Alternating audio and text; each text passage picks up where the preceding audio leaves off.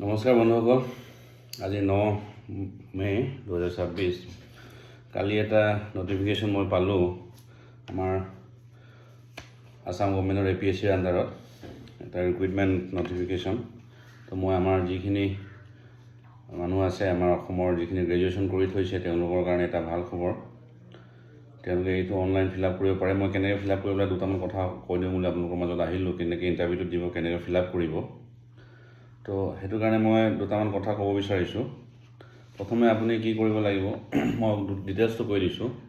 এপ্লিকেশ্যনৰ apply কৰা পিৰিয়ডটো হৈছে 8 মে'ৰ পৰা 7 জুন 2026লৈকে। তাত আপোনাৰ যিকোনো গ্ৰেজুৱেট হ'লে হ'ল, যিকোনো ইউনিভাৰ্চিটিৰ পৰা।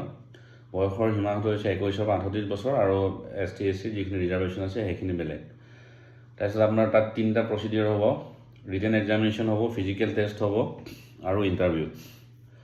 এপ্লিকেশ্যন ফিজ হ'ব আপোনাৰ জেনেৰেলৰ কাৰণে 297, OBC আৰু MOBCৰ কাৰণে 197 আৰু SC STৰ কাৰণে 47।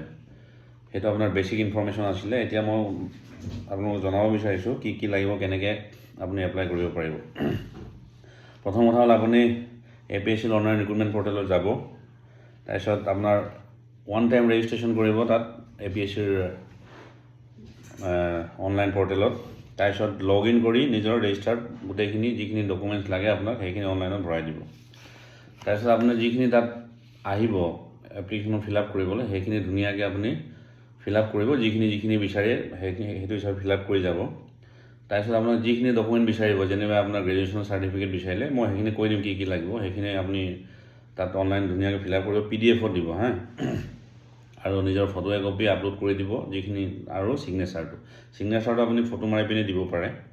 তাৰপিছত গোটেইখিনি এবাৰ চাই ল'ব, অনলাইন ছাবমিট কৰি দিব, সেইটো হৈ যাব আপোনাৰ অনলাইন ছাবমিশ্যন। আপোনাৰ অনলাইন ফৰ্ম হ'ব। তাৰপিছত আপোনাৰ এখন তাত ডাউনলোড কৰিব পাৰিব। আপুনি যিটো ফৰ্ম ফিল আপ কৰিছে সেইটো ডাউনলোড কৰি প্ৰিণ্ট উলিয়াই ল'ব। তাৰপিছত মই যিখিনি ডকুমেণ্ট লাগে মই আপোনাক কৈ দিছোঁ।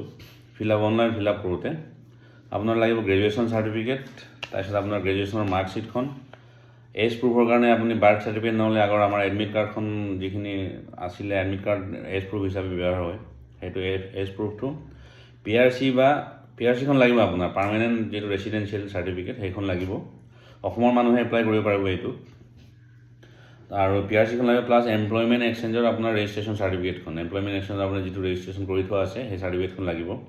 তাৰপিছত আপোনাৰ কাষ্ট চাৰ্টিফিকেট লাগিব, জেনেৰেল হয়, ST হয়, MOBC হয়, OBC হয়, সেইখন লাগিব। আৰু পাছপৰ্ট চাইজ ফটো এখন লাগিব, আৰু আপোনাৰ ডিজিটেল ছিগনেচাৰ যিটো মই কৈছিলোঁ। তাৰপিছত আপোনাৰ পাৰ্মানেণ্ট ৰেচিডেণ্ট আপুনি জানে, আপুনি ক'ৰ পৰা হেৰি কৰিব পাৰিব, PRC য'ত পায় আপোনাৰ PRC আৰু ডমিচিল যিটো কয়, ডমিচিলৰ কাৰণে আপুনি ইণ্ডিয়ান চিটিজেনশ্বিপৰ সেইখন লাগিব আপোনাৰ।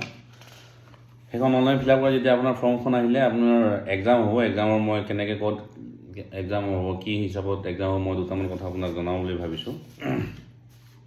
আপোনাৰ ৰিটেন এক্সামিনেশ্যন থাকিব। পেপাৰ 1 200 মাৰ্কছৰ থাকিব 200 নম্বৰৰ, আৰু পেপাৰ 2 থাকিব 200 নম্বৰ। আপোনাৰ পেপাৰ 1ত কি থাকিব মই কৈ দিব বিচাৰিছোঁ এবাৰ।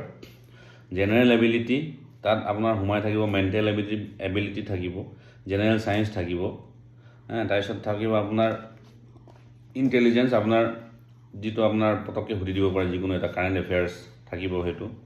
তাৰপিছত ইণ্ডিয়ান পলিটিক্স থাকিব, পলাইটি থাকিব ইকনমিক্সৰ বিষয়ে আপোনাৰ ইণ্ডিয়ান ইকনমি হওক, অসমৰ ইকনমি হওক, সেইটো বিষয়ে আপোনাৰ থাকিব নম্বৰ 1 পেপাৰত। তাৰপিছত আপোনাৰ থাকিব আপোনাৰ জিঅ'গ্ৰাফী, ভূগোলৰ বিষয়ে থাকিব, অসমৰ ক'ত কেনেকৈ অৱস্থিত, বা ভাৰতৰ বা গোটেই বিশ্বৰ যিকোনো আপোনাৰ ভূগোলৰ বিষয়ে সুধিব পাৰে। তাৰপিছত আপোনাৰ হিষ্ট্ৰী থাকিব এটা ছাবজেক্টত, বুৰঞ্জী। পেপাৰ 2 থাকিব আপোনাৰ এছে ৰাইটিং থাকিব, আপোনাৰ এছে লিখিব লাগিব, ঠিক আছে, যিকোনো বিষয়ত আপোনাৰ ৰচনা লিখিব লাগিব। 2 নম্বৰ থাকিব কম্প্ৰিহেনশ্যন থাকিব আপোনাৰ। কম্প্ৰিহেনশ্যন মানে আপুনি কম্প্ৰিহেনচিভ কৰিব পাৰে, যিকোনো কম্প্ৰিহেনচিভ বিষয়ে মানে লিখিব লাগিব। তাৰপিছত আপোনাৰ প্ৰেছি ৰাইটিং আহিব, আপুনি কেনেকৈ লিখিব যিকোনো এটা প্ৰেছি বিষয়ে বা কি আপোনাৰ লিখিবলৈ দিয়া হ'ব। তাৰপিছত কমিউনিকেশ্যন স্কিলছ, আপোনাৰ কমিউনিকেশ্যন স্কিল মানে কমিউনিকেশ্যন মানে কি আপোনাৰ মাধ্যম, আপোনাৰ যোগাযোগৰ মাধ্যম, বা আপুনি কেনেকৈ যোগাযোগ কৰে, বা যিকোনো এটা সেনেকুৱা আহি যাব পাৰে। এইটো কমিউনিকেশ্যন আপোনাৰ কেনেকৈ আপুনি মানুহৰ লগত কেনেকৈ এট্ৰেকশ্যন কৰিব, বা কি কৰিব। আৰু নেক্সট 50 মাৰ্কৰ থাকিব আপোনাৰ হেৰি থাকিব, কি কয় এইটো, ইণ্টাৰভিউ আৰু জেনেৰেল এৱাৰনেছ। ইণ্টাৰভিউটো যিটো আপোনাৰ ল'ব, মক এক্সাৰচাইজ বুলি যিটো কয়, ইণ্টাৰভিউ ল'ব আপোনাৰ যিকোনো কাৰেণ্ট এফেয়াৰ্ছৰ বিষয়ে বা যিকোনো জেনেৰেল নলেজ বা আপোনাৰ IQ টেষ্ট কৰিব পাৰে, সেইটো বিষয়ে আপোনাক সোধা যাব। তাত থাকিব আপোনাৰ 50 নম্বৰ। তাৰপিছত আপোনাৰ নেক্সট এক্সামটো হ'ব আপোনাৰ ফিজিকেল এক্সাম। ফিজিকেল এক্সামটোৰ কথাটো মই কৈ দিছোঁ। আপোনাৰ ফিজিকেল PET বুলি কয়, যিটো ফিজিকেল এফিচিয়েঞ্চি টেষ্ট হয়। PET আমি চবতে আমাৰ যিকোনো হেৰিত PET টেষ্ট হয়, পুলিচ মিলিটাৰী বা হোমগাৰ্ডছৰ বিষয়ে। সেইটো টেষ্টটো কম্পালচৰি হয় ফিজিকেলটো। তো 100 মিটাৰ আপুনি মই কৈ দিছোঁ, ল'ৰাৰ কাৰণে কৈ দিছোঁ। 100 মিটাৰ ৰেচটো আপোনাৰ কমপ্লিট কৰিব 16 ছেকেণ্ডৰ ল'ৰাৰ কাৰণে, আৰু ছোৱালীৰ কাৰণে আছে 18 ছেকেণ্ড। 18 ছেকেণ্ড ছোৱালীৰ কাৰণে। আৰু 800 মিটাৰ ৰেচ ল'ৰাৰ কাৰণে 3 মিনিট 45 ছেকেণ্ডৰ ভিতৰত আপুনি দৌৰ সমাপ্ত কৰিব লাগিব। আৰু ছোৱালীৰ কাৰণে 4 মিনিট 45 ছেকেণ্ড, মানে 1 মিনিট বঢ়াই দিয়া হৈছে। আৰু লং জাম্পটো মাৰিব লাগিব ল'ৰাই 3.5 মিটাৰ, মানে 3.5 মিটাৰ। আৰু 3.5 মানে ফুটত গ'লে আপোনাৰ 3 3 গুণ 9 আৰু মানে কি আপোনাৰ 12.5 মিটাৰ মানে ফুটমান মাৰিব লাগিব আপুনি, 12.5 ফুট। মই ধৰি লৈছোঁ মিনিমাম এটা 12.5 ফুট মাৰিব লাগিব মিনিমাম।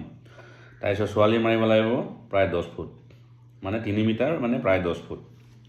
তাকে আপোনাৰ সেইটো মই কৈ দিলোঁ। তাৰপিছত পাৰ্চনেল ডেভেলপমেণ্ট হৈ যাব। তাৰপিছত গোটেইখিনি হোৱাৰ পিছত আপুনি অনলাইনত যিটো হেৰি দিছিলে, ফৰ্ম আপুনি উলিয়াইছিলে, তাত আপোনাৰ ৰোল নম্বৰ চব দিয়া থাকিব। সেইটো আপুনি অনলাইনত যেতিয়া গভৰ্ণমেণ্টে ডিক্লেয়াৰ কৰে APSCৰ দ্বাৰা, আসাম পাব্লিক ছাৰ্ভিচ কমিশ্যন বা অসম লোকসেৱা আয়োগে, সেইটো সময়ত আপুনি নটিফিকেশ্যন চাই পেলাই নিজৰ ৰিজাল্টটো চাব পাৰিব। ধন্যবাদ। কাৰোবাৰ কিবা জানিব লগা থাকিলে নিশ্চয় হেৰি কৰিব, যোগাযোগ কৰিব, কমেণ্ট কৰিব। আমাৰ ল'ৰাখিনি আগবাঢ়ি যাওক। জয় অসম।